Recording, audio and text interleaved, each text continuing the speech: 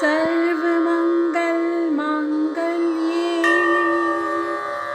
शिवे सर्वार्थसाधिके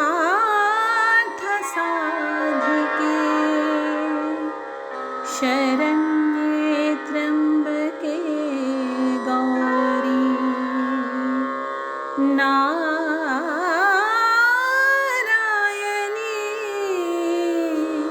नमोस्तुते। जय माँ इंद्राक्षी, जय अम्बे। इंद्राक्षी धाम में दर्शकों आप सभी का हम हार्दिक स्वागत करते हैं। आज भगवती कुष्मांडा का पूजन किया जाएगा और भगवती कुष्मांडा का जो स्वरूप है वो बहुत सौम्य स्वरूप है। भगवती की जितनी साधना आराधना आप अच्छे भाव से करेंगे उतना ही फल आपको प्राप्त होगा। साथ ही आज के इस अंक में हम कलश जल का प्रयोग आपको बताने वाले हैं। जो कलश का जल आप घर में भर के रखते हैं वो किन किन कामों में आता है, कलश के जल का क्या महत्व है, इस अंक में हम बताएंगे। आइए पहले आज का पंचांग देखें।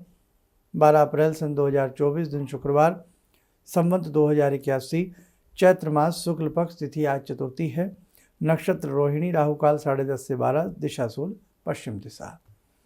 भगवती कुष्मांडा आप सबकी मनोकामनाओं को पूर्ण करें। पंचोपचार पूजन जब आप देवी माँ का करते हैं या षोडशोपचार पूजन करते हैं तो सामने आपके दुर्गा जी की फ़ोटो होती होगी, मेटल की हो या बड़ी हो। तो जो भी आपके सामने भगवती का फ़ोटो या रूप है, हर दिन के नवरात्र के हिसाब से उनका नाम पुकार लिया करें। जैसे आज चतुर्थ नवरात्र है तो भगवती कुष्मांडा का नाम लेते हुए भगवती का पंचोपचार या षोडशोपचार पूजन करने के उपरांत आप अपना पाठ किया करें। आज कौन सा पाठ रहेगा और कल कौन सा पाठ रहेगा, भोग क्या रहेगा और दिन के हिसाब से भोग क्या रहेगा, ये सबसे पहले ये जान लेते हैं, फिर हम कलश के जल का महत्व बताएंगे। चतुर्थी में हम भगवती कुष्मांडा की पूजा करते हैं। चौथे नवरात्र का स्वरूप भगवती कुष्मांडा होती हैं। चतुर्थी है आज, उस हिसाब से चतुर्थी का भोग मालपुआ होता है। दिन शुक्रवार है, शुक्रवार के हिसाब से भगवती को मिश्री का भोग भी लगाया जाता है। पाठ पंचम, षष्ठम, सप्तम और अष्टम, यानी कि 5वां, 6ठा, 7वां और अष्टम 8वां, ये पाठ आज के दिन किए जाते हैं। कल पंचमी है। पंचमी में, पंचवें नवरात्र में माँ भगवती स्कंद माता की पूजा की जाती है। पंचमी तिथि के हिसाब से भगवती को पका केले का भोग लगाया जाता है। दिन शनिवार है कल, वार के हिसाब से गोघृत का भोग लगाया जाता है और पाठ जो रहेगा कल 9वां और 10वां पाठ कल के दिन किया जाता है। तो ये आपको हमने पंचमी तक का सारा ब्यौरा बता दिया है। ध्यान से इसे आप नोट कर लें, ये डायरी में कहीं ना कहीं लिख लें। आगे की बातें हर साल ऐसे ही रहती हैं, ये आप ध्यान रखना। भाई हर साल पंचमी रहेगी, दिन भी वही रहेंगे, तो आप दिनों के हिसाब से भोग की एक तालिका बना लें, एक आप तिथियों के हिसाब से बना लें। और यदि फिर भी आपको लगता है कई बार हम तिथि के हिसाब से हमारे घर में वो भोग नहीं होता, सामान नहीं होता, तो सबसे बेस्ट है कोई भी मिष्ठान लगा दीजिए। नहीं तो अगर घर में दूध होता है, दूध में थोड़ी शक्कर, चीनी या कोई भी मिश्री आदि मिला करके भगवती को भोग लगा देना चाहिए। और बाद में वो जो भोग होता है, घर में कन्या हो तो उनको देवें, नहीं तो मिल बांट करके थोड़ा थोड़ा सब भी ले सकते हैं। कलश का महत्व है। कलश हम जो भगवती के दाहिनी तरफ भर के रखते हैं वो अपने आप में गागर में सागर है। जल में देवी देवताओं का वास होता है। जल मन के लिए भी शांतिदायक होता है और जल जीवन भी होता है। हर तरह से जल पूजनीय है। वरुण देवता की पूजा हम जल के रूप में करते हैं। तो कहने का भाव, जिस घर में कलश की पूजा होती हो, कलश की स्थापना होती हो, वहाँ समृद्धि बनी रहती है। चांदी का सिक्का जिन्होंने उसमें डाला हो, जब आपके यहाँ अष्टमी हो, कन्या पूजन जिस दिन करते हो आप लोग, उस दिन वो कलश उठाया जाता है। नवमी करते हो तो नवमी के दिन वो कलश उठाया जाता है। तो आप यदि यज्ञ आदि करते हैं तो यज्ञ आदि करने के उपरांत उस कलश को उठावें। यदि यज्ञ नहीं करते, वैसे ही सिंपल पूजा करते हैं, तो भी कलश उठावें। कलश के अंदर जो भी जल है उस जल का कन्याओं पर भी थोड़ा छींटा दिया जा सकता है। अपने सारे घर में उस जल का छींटा दें, समृद्धि होती है। अला बला कुबला नज़र टोक घर से बाहर निकलती है। और जो किसान भाई हैं वो अपने खेतों में, खलिहानों में, अपने पशुओं के बाड़े में, हर जगह पशुओं के ऊपर भी छींटा दें। जो व्यक्ति बहुत ज़्यादा बीमार रहता है, रोगीला रहता है, थोड़ा सा उस जल को छान करके कहीं अलग से रख दें, शीशी में कांच की। थोड़ा थोड़ा सा वो दुर्गा दुर्गा दुर्गा दुर्गा का नाम जपते हुए या दुर्गा जी के किसी भी मंत्र को जपते हुए, निवारण मंत्र को जपते हुए दाहिनी हथेली पर थोड़ा सा जल वो ग्रहण करे। धीरे धीरे वो व्यक्ति रोग मुक्त होने लगता है। जहाँ फसलें अच्छी ना आती हों तो वहाँ वो जल थोड़ा सा अन्य अधिक जल में मिला करके खेतों में छींटा अक्सर मारा जाए 10-11 दिन लगातार, उससे भी लाभ मिलता है। पशु बीमार रहते हों तो वहाँ पर भी छींटा मारा जाए, बहुत अच्छा लाभ मिलता है। और कलश के जल के घर में छींटा मारना, और जितने भी घर के अंदर हम परिवारजन रहते हैं सबके ऊपर उस जल का छींटा मारना बड़ा शुभ होता है। अब उसमें जो चांदी का सिक्का है, वो चांदी का सिक्का धो करके साफ करके या तो अपनी पूजा दरबार में वहीं रख लें। फिर 6 महीने बाद नवरात्र आएंगे, आश्विन मास के आएंगे, फिर वो सिक्का उसमें प्रयुक्त किया जाए। या वो सिक्का अपने गल्ला लॉकर तिजोरी में भी हम ऐसे ही रख सकते हैं और हर बार उसी सिक्के को हम प्रयोग में ला सकते हैं। तो चांदी जल में डालना शुभ होती है। और चांदी जो रजत का जल होता है वो घर में छींटे देने के लिए भी शुभ होता है। इसीलिए एक ज़माने में जब तांबे के सिक्के का प्रचलन था तो हम पानी में तांबा डाला करते थे, तांबे के सिक्के डाला करते थे। हमें आज भी याद है कि जब छोटे होते थे, बसों से सफ़र करते थे या ट्रेन से, तो बहुत लोग सिक्के निकाल करके पानी में डालते थे। और प्राचीन समय से ये परंपरा रही है। गंगा जी गए तो वहाँ सिक्का डाला। उसके पीछे जिन्हें नहीं पता है, लेकिन जिन्हें पता है कि धातु का पानी के साथ मेल होना बहुत शुभ माना जाता है। और ख़ास तौर से जब कॉपर के सिक्के डाले जाते थे, तांबे के सिक्के डाले जाते थे, तो पानी के अंदर एक शुद्धिकरण होता था। और आज भी वही प्रचलन, भले ही हमें लोग अंधविश्वासी कहते रहे हों, लेकिन आज वही प्रचलन कि साहब मैंने घर में आरओ लगवाया है, इसमें कॉपर की वायर है, कॉपर की, आज बर्तन देख रहे हैं आप, कॉपर की उसमें पेंदी है नीचे की तरफ, बॉटम जो होती है। तो कहने का भाव, कॉपर का, धातु का प्रयोग हमारे जीवन में बहुत रहा। हमारे मनीषी जो थे, ऋषि मुनि जो थे, हर तरह से साइंटिफिक रूप उन्होंने आजमाया कि भाई पब्लिक है, गंगा जी गई है या किसी ऐसे सरोवर तीर्थ के किनारे गई है, उसने तांबे का सिक्का उसमें फेंका है, तो वो उसकी अपनी धार्मिकता है कि वो पूजन के रूप में भले ही उसमें डाल रहा हो, लेकिन वो तांबे का सिक्का जब पानी के नीचे तली में बैठता था, वो पानी एक तरह से प्योर हो जाता है।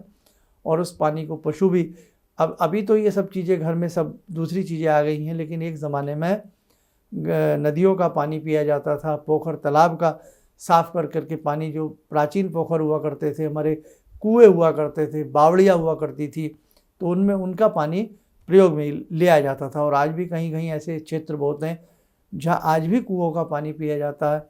गंगा मैया का तो देखो हम जल ग्रहण सभी करते ही हैं। तो ये सब अंधविश्वास नहीं था। आज दोबारा से वो चीज़ें कहीं ना कहीं परंपरागत रूप से लौट रही हैं। तो बेटा, कलश के जल का तो बहुत बड़ा प्रयोग है, इसलिए कलश हर साल, हर नवरात्र में 6 महीने के बाद हर दूसरा नवरात्र आता है, तो आप जरूर कलश भर के रखा करें और उसमें चांदी का सिक्का डाला करें। बाद में वो सिक्का अपने पूजा घर में गल्ला लॉकर तिजोरी में रख लिया करें, ठीक है। और भी कलश के बहुत सारे वो हैं, लेकिन वीडियो बहुत बड़ी हो जाएगी, इतने को ही आप काफ़ी फ़िलहाल समझें। और बाकी प्रतिदिन के हिसाब से हम आपको कुछ ना कुछ बताने का प्रयास कर ही रहे हैं। चलिए, समय हो चला है आज की ध्यान साधना का। आज की ध्यान साधना में जोड़ते हैं भगवती कुश मांडा से। ॐ सिन्दूरारुणविग्रहां त्रिनयनां माणिक्यमूलस्फुरात् स्तारानायकशेखरं स्मितमुखी भापेन वाक्षोरुवां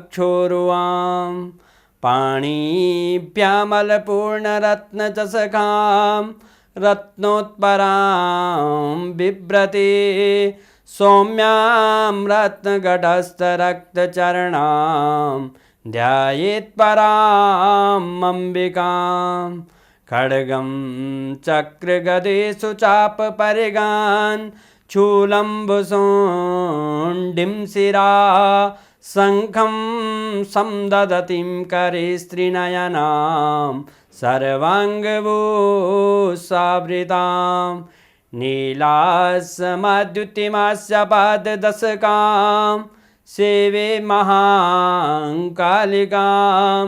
यामास्तो स्वपितैहरो कमलजो हन्तुं मधुं कैटवम् विद्युद्दाम समप्रभां मृगपते स्कन्दस्थितां भीषणां कन्या विहकरवालखेटविलसा धस्ताविरासेवितां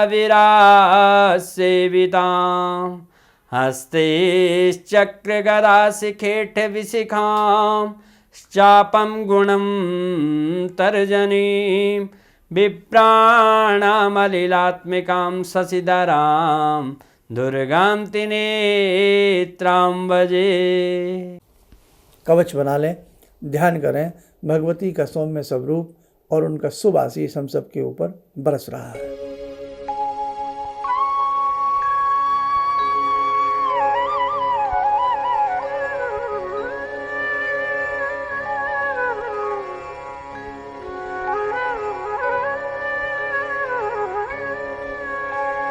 ओम बोलते हुए नेत्र खोलें, सामान्य हो जाए। बाकी हमने आपको बता ही दिया है कि 1-1.5 महीना लग जाएगा, सबसे व्यक्तिगत रूप से मिलना प्रारंभ हो जाएगा और एक बहुत अच्छी चर्चा, धर्म चर्चा अपने लोगों के साथ बैठ कर के होने लगेगी। हम अपनी किसी पुराने स्थान पर मिलना प्रारंभ करने वाले हैं। दिल्ली के समीप रहेगा ये स्थान, तो आप अगर कहीं से दूर से आने वाले लोग होंगे उस वक्त में ज़रूर हमसे चर्चा कीजिए। और बहुत लोग दीक्षा मांगना चाह रहे हैं, तो दीक्षा के लिए भी आप जुड़ सकते हैं। अष्टमी से लेकर के पूर्णिमा तक जो दीक्षा लेना चाहे अपना नाम, फ़ोन नंबर यहाँ लिखवा दे और फिर उसको दीक्षा सेट भेज दिया जाएगा। चलिए, आप सब स्वस्थ रहें, सुखी रहें। इन्हीं शुभकामनाओं के साथ हम अपनी वाणी को विराम देते हैं। जय जय अम्बे। मेरा नाम श्रद्धा निखारे है और मेरी प्रॉब्लम थी कि मेरी शादी फिक्स नहीं हो रही थी। आपने कंगन का उपाय बताया था और मैंने वो उपाय किया भी और 15 दिन के अंदर मेरी शादी फिक्स हो गई। किसी भी समस्या के समाधान के लिए मिले प्रसिद्ध हस्तरेखा एवं वास्तु विशेषज्ञ प्रोफेसर धर्मेंद्र शर्मा जी से। नोट: शिविर में भाग लेने हेतु एवं व्यक्तिगत रूप से मिलने के लिए कॉल करने का समय सुबह 10 बजे से शाम 6 बजे तक। हमारे विभिन्न ज्ञानवर्धक कार्यक्रम देखने के लिए आप हमें अभी सब्सक्राइब करें, बेल आइकन को प्रेस करें ताकि आप देख सकें हमारा कार्यक्रम सबसे पहले। और अधिक जानकारी के लिए फेसबुक पेज को लाइक करना न भूलें।